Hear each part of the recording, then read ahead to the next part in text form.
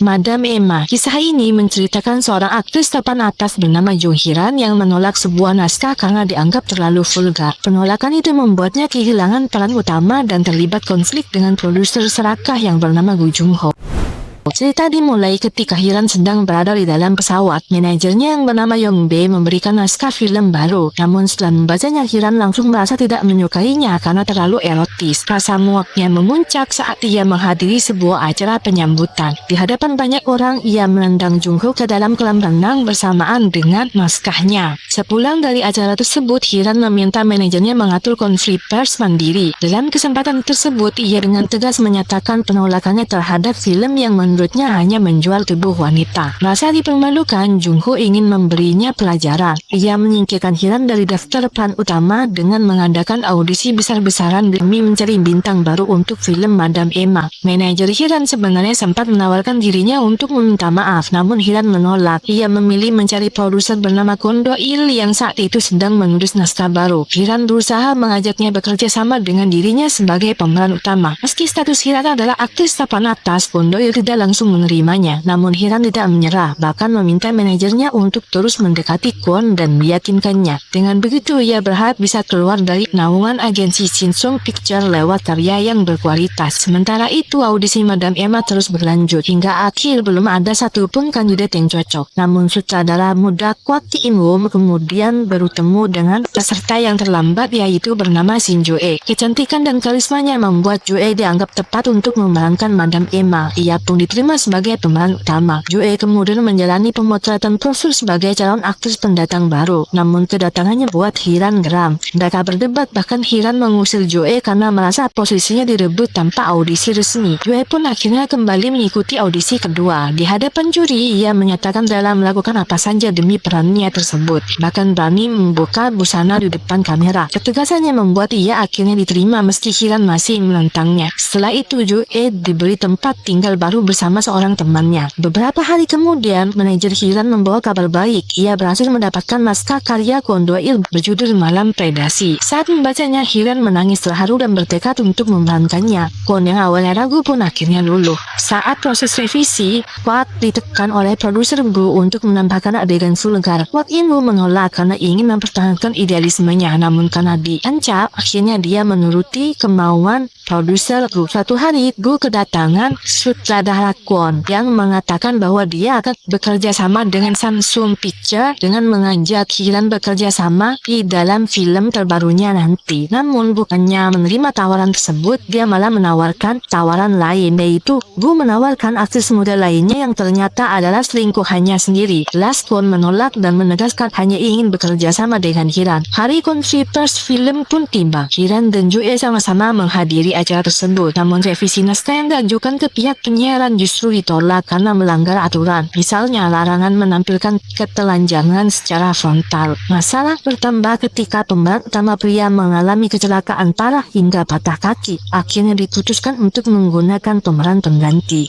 Proses syuting dimulai dengan doa bersama, namun di tengah syuting, Jo-e yang masih pemula mendapat teguran keras karena belum menguasai dialognya. Hee-ran yang sudah menyelesaikan bagiannya langsung pulang. Pada syuting berikutnya, Hee-ran semakin muak. Ia tidak mengerti mengapa naskah dipenuhi dengan adegan aneh seperti ditusuk jarum namun berdesan birahi, atau adegan Erika yang tiba-tiba bergairah melihat Emma. Hee-ran merasa tersiksa dan memilih pergi. Jo-e mencoba menahannya namun gagal. Syuting ketiga pun bermasalah. Prosesnya dihentikan karena dianggap tidak sesuai revisi. Keesokan harinya, Jo-e diminta menghadiri sebuah jamuan makan bersama para petinggi. Di acara itu, ia seakan diobrol dan diminta memilih pria untuk dilayaninya. Saat di kamar mandi, Hee-ran menegurnya. Ia marah karena Jo-e rela melakukan hal itu hanya demi melindungi film debutnya. Padahal ia bahkan belum resmi debut. Hee-ran menilai Jo-e sudah keterlaluan. Meski begitu, Jo-e akhirnya memberanikan diri menolak ajakan tidur bersama petinggi tersebut. Ia menangis setelah berhasil keluar dengan selamat. Sementara itu, Hee-ran mendatangi Gu dan menamparnya karena tega menjual aktris yang bahkan belum debut. Dari sini hubungan Hee-ran dan Jo-e mulai membaik. Mereka melakukan deep talk dan juga Jo-e berterima kasih karena karena Hiran sudah menyadarkannya. Tak lama kemudian sutradara Kwak In-woo mendatangi rumah Hiran. Ia mendapatkan dorongan untuk mengubah naskah agar lebih masuk akal dan tidak hanya berisi masturbasi.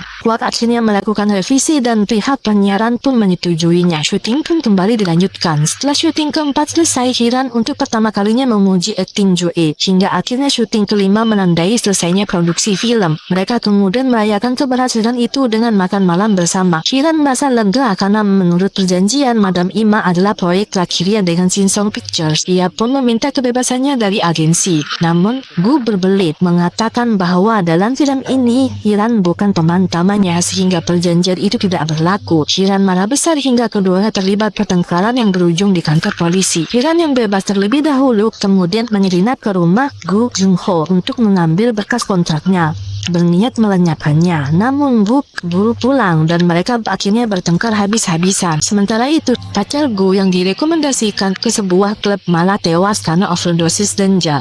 Tak hanya itu, Gu kembali mengacak-acak hasil film Madam Emma, menjadikannya dengan adegan seks yang berlebihan. Mengetahui bahwa hasil filmnya diedit besar-besaran oleh Gu Jung-ho, Hiran hanya tertawa miris. Teringat masa lalunya yang juga pernah dieksploitasi. Ia sempat ingin membakar film itu, namun mengurungkan niatnya karena menghargai kerja keras seluruh kru. Film tetap dirilis sesuai keinginan Gu Jung-ho. Meski dianggap sampah, film tersebut laris manis karena penontonnya didominasi pria yang menyukai film vulgar. Di sisi lain, Jo-e justru merasa hancur. Teman-temannya dari desa datang menonton film debutnya, namun kecewa karena filmnya ternyata erotis. Meski sedih, Jo-e tetap berterima kasih karena mereka sudah datang. Gu kemudian mengajak Hiran bekerja sama untuk proyek baru, versi Hong Kong dari Madam Emma. Namun Hiran menolak, apalagi setelah menyadari kematian Nina, gadis yang dipacari Gu Jung-ho ternyata bagian dari rencana busuknya. Ia menekan Gu untuk mengaku dan berjanji akan membuatnya membayar semua kesalahan.